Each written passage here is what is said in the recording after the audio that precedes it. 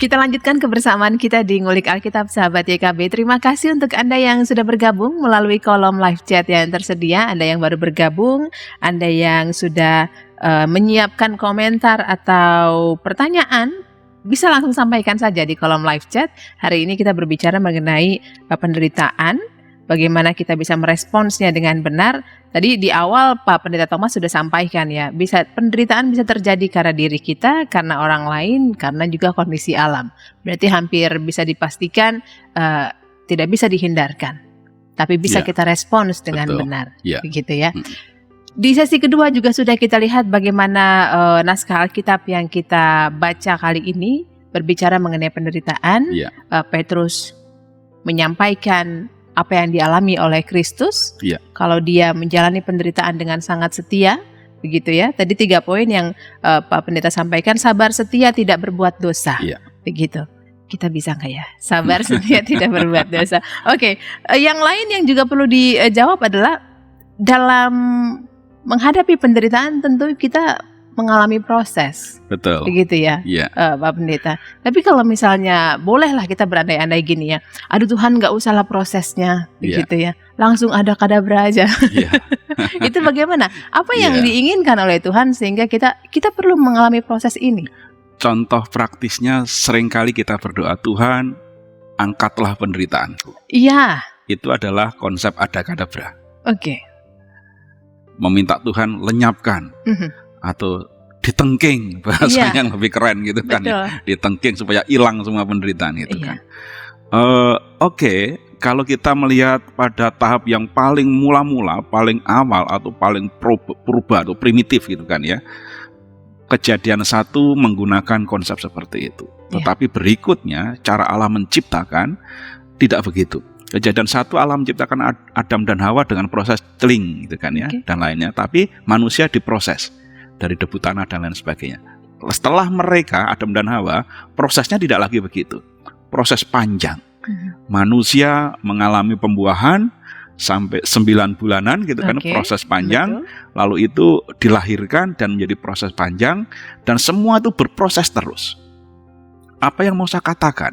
Kalau saya mengamati sebagian besar dari keadaan dan cara Tuhan mengatur dunia ini, semuanya dengan proses. Maka bagi kita yang ingin mendapatkan spirit kuat mengatasi penderitaan ini adalah, yuk kita berproses, menjalaninya dalam proses. Orang berdoa, Tuhan suburkan tanahku, suburkan ladangku. Oke, apakah Tuhan bisa membuat ladang menjadi subur langsung ada kadabra? Bisa. Tapi Tuhan tidak memakai itu.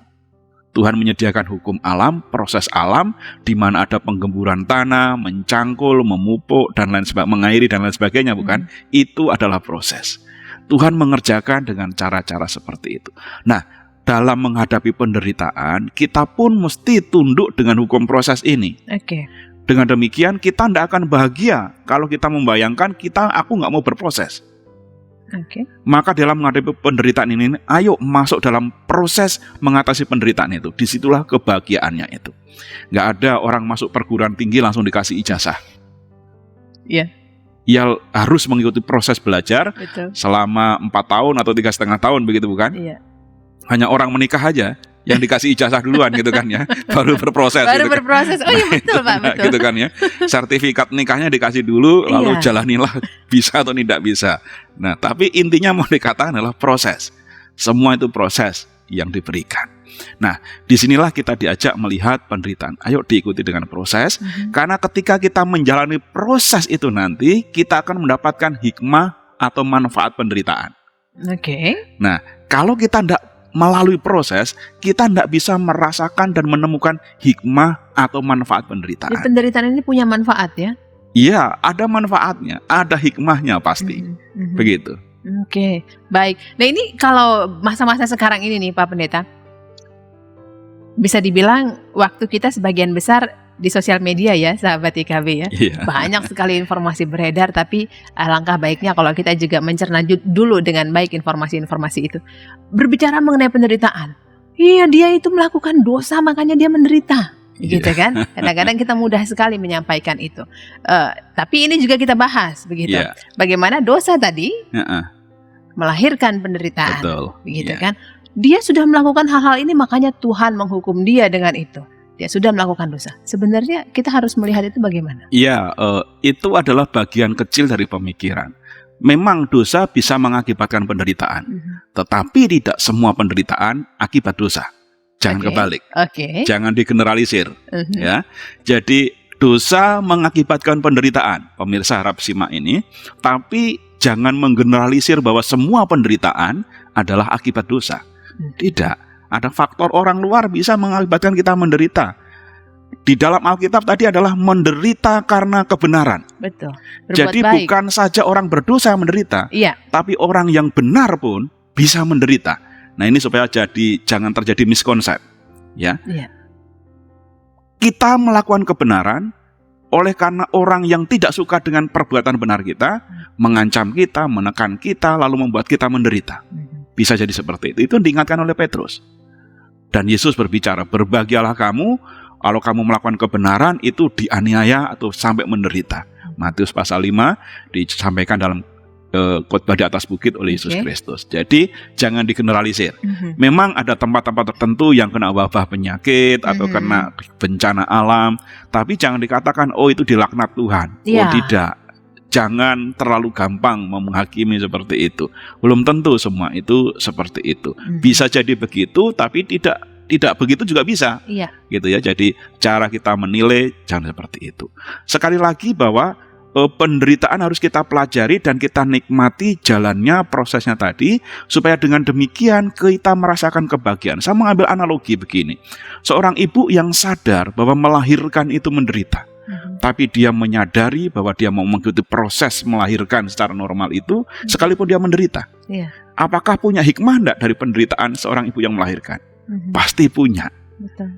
Dan hikmah itu penting untuk menyampaikan nanti kepada keturunannya bahwa engkau lahir melalui derita ibumu, tetapi lahirmu itu menimbulkan bahagiaku. Penderitaan dijalani oleh seorang ibu.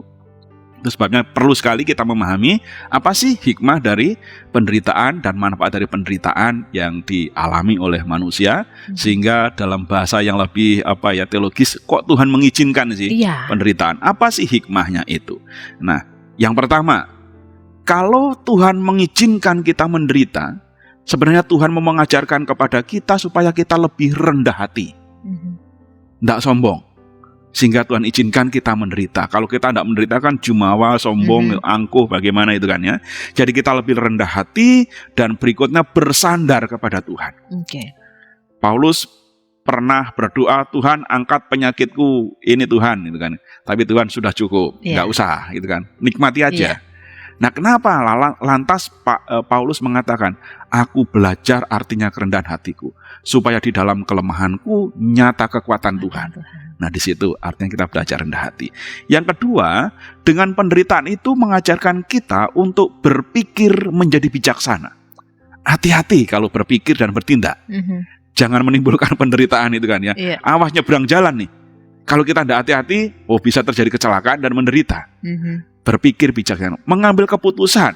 Pemirsa misalnya mau menikah nih, saya menikah dengan dia apa tidak? Karena pertaruhannya ini nanti bahagia seumur hidup atau derita seumur hidup tuh kira-kira kan ya. Maka berpikirlah dengan bijaksana dan hati-hati supaya nanti tidak menderita. Pacaran pun demikian toh. Saya macari dia, berpacaran dengan dia. Ini bahagia atau menderita? Pikirkan masa-masa sehingga dengan cara bijaksana engkau mengambil keputusan. Yang ketiganya, penderitaan juga mengajarkan kita untuk memiliki sifat bela rasa. Karena saya menderita, maka ketika melihat orang lain menderita, saya bisa empati kepada dia. Oh, dia ketika aku susah dulu, rasanya nggak enak loh, dihina orang seperti itu. Ketika aku lagi ngontrak dulu loh, rasanya nggak nyaman loh, diusir-usir oleh ibu kos seperti itu. Gitu kan ya. Nah, itu adalah bagaimana kita melakukan bela rasa terhadap penderitaan itu. Lalu berikutnya adalah penderitaan itu juga menjadi media untuk menguji kita supaya kita memiliki kepribadian atau sifat yang mulia, sifat yang teruji. Dengan menderita teruji loh, aku bukan orang gampangan, aku bukan orang yang mudah dijatuhkan. Tapi dalam penderitaan pun bisa kuat, bisa tough gitu. Lalu yang terakhir, dengan penderitaan itu ada dimaksudkan untuk membersihkan atau memurnikan hal-hal yang jahat di dalam diri kita. Zaman dahulu para pertapa, para rahib, para biarawan gitu kan ya, menjadikan dirinya menderita, terasing di tempat pertapaan, di tempat biara yang jauh dari keramaian, menderita sebenarnya. Nggak mengalami kebahagiaan seperti orang banyak, nonton bersama keluarga, bersama pasangannya gitu kan ya. Enggak. Tapi itu dihayati, ini bagian untuk memurnikan segala motivasi dan niat di dalam mengikut Tuhan. Nah, itu yang ditunjukkan, ada hikmahnya loh. Ketika orang menderita, tapi mesti sabar dan mengikuti proses. Kalau Anda sabar, menjalani proses sampai akhir, maka Anda akan mendapatkan, oh ini toh maksudnya Tuhan. Oh ini toh apa yang dimaui Tuhan, begitu. Begitu Ibu Uli. Baik. Nah ini kalau penderitaan tidak bisa dihindarkan begitu ya. Tapi paling tidak Pak Pendeta, jangan bertambahlah penderitaan itu. Misalnya begitu ya. Ada tips yang bisa diberikan supaya penderitaan tidak makin bertambah. Jadi penderitaan itu kalau saya, pemirsa ya, coba melihat dari diri saya dulu. Supaya penderitaanku tidak tambah, kalau sekarang ini skalanya mungkin 1 sampai 20 gitu kan, supaya tidak meningkat jadi 30 gimana sih? Maka yang pertama adalah saya mesti mendandani pikiran saya dulu. Supaya saya punya pikiran yang utuh di dalam memandang dan memutuskan segala sesuatu. Jadi pikiran yang sepenuhnya, pikiran yang utuh itulah yang harus kita dandani. Cara berpikir yang benar. Lalu yang kedua adalah bagaimana supaya pikiran yang benar itu tidak menimbulkan eskalasi kepada yang lainnya. Maka saya harus punya tujuan yang benar.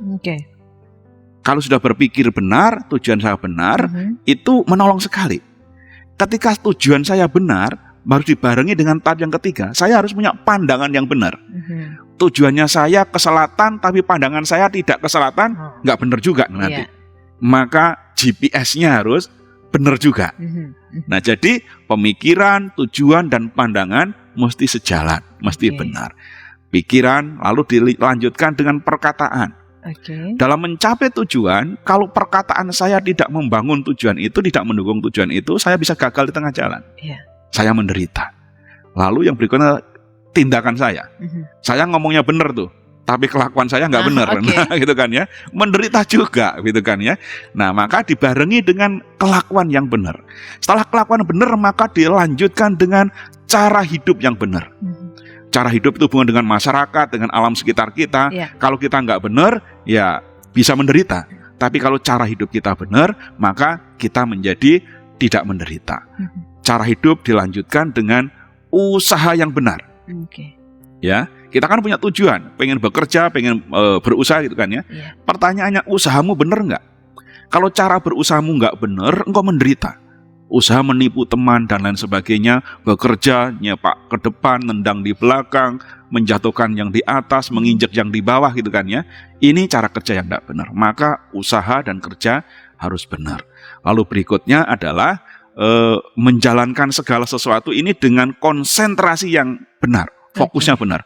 Anda pun pengen usaha nih, tapi usahamu apa? Jangan usaha semua diusahakan gitu kan ya. Nanti nggak fokus. Maka fokus kepada sesuatu yang benar. Itu Ibu Uli saya rasa yang dapat meminimalisir lah paling tidak, sekalipun tidak menghilangkan. Iya, betul. Karena kalau dilihat dari perbincangan yang pertama, ya bagaimana kita bisa menghilangkan itu begitu ya, karena sangat mungkin terjadi dari segala elemen begitu kan. Sahabat YKB, kita harus sudahi perbincangan kita di Ngulik Alkitab. Pak Pendeta, terima kasih sudah bergabung bersama kami. Bagaimana kita bisa meresponi dengan benar penderitaan yang dialami dalam keseharian hidup kita. Deritamu, bahagiaku, dan sorgaku, itu topiknya. Untuk Anda yang ingin memberikan saran, komentar, atau usulan topik atau naskah yang ingin kita bahas, mungkin boleh silahkan sampaikan melalui nomor telepon yang tersedia atau juga alamat email kami. Nanti kita akan tutup dengan doa, Pak Pendeta, tapi sebelumnya mungkin mau berikan kata penutupnya, silakan. Ya, baik pemirsa sekalian, Yesus telah menderita. Ia menderita supaya kita bahagia. Tapi hal itu tidak berarti kita boleh berbahagia di atas penderitaan Kristus. Sekali lagi, jangan pernah menari di atas penderitaan Kristus. Tetapi justru ikutlah menderita bersama Kristus. Berbela rasa terhadap penderitaan sesama, karena dengan cara demikian, derita Kristus akan membahagiakan semua umat dan menyediakan surga bagi setiap orang yang percaya kepadanya. Baik, kita berdoa Bapak. Baik, silakan. mari kita berdoa. Bapa, mampukan kami melewati penderitaan dan segala proses yang harus kami hadapi dan jalani.